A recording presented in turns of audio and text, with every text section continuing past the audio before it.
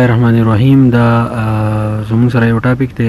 ټاپک نوم دی میوچولیزم. میوچولیزم داسې یو ریلیشن دی چې دا ریلیشن د دوو لیوینګ ارګانیزم په منځ کې زموږ سره جوړیږي، او دا دوه لیوینګ ارګانیزم چې کله ریلیشن جوړ کړي نو دوی یو بل ته چې دی فایده رسوي، نه دې ته موږ پازیټیو ریلیشنشپ چې دی دا ورته موږ وایو، او په دې کې یو ارګانیزم چې دی هغه ته نقصان نه رسي. د دې اگزامپل به موږ داسې والو لکه یا زموږ سره سویابین شو، او یا زموږ سره چې دی مونږ جو ته لوبیا وایو، پښتو کې موږ شوپړ وایو. د دوی چې کوم پلانټس دي نو د دوی د ګروت لپاره نایټروجن چې دی ډېر زیات ضروري. نو د دې چې کوم روټس دي د لیګومینس پلانټ، په دې کې یو قسم بیکټیریا وي چې هغې ته موږ نایټروجن فکسنګ بیکټیریا ورته موږ وایو.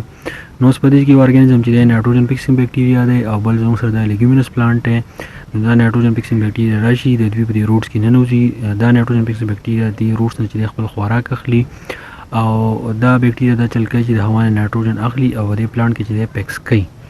نو بوټي ته چې دی نایټروجن میلاو شي او دې بیکټیریا ته چې دی خوراک میلاو شي، نو دواړه چې دی یو بل ته پیدا ورسوي.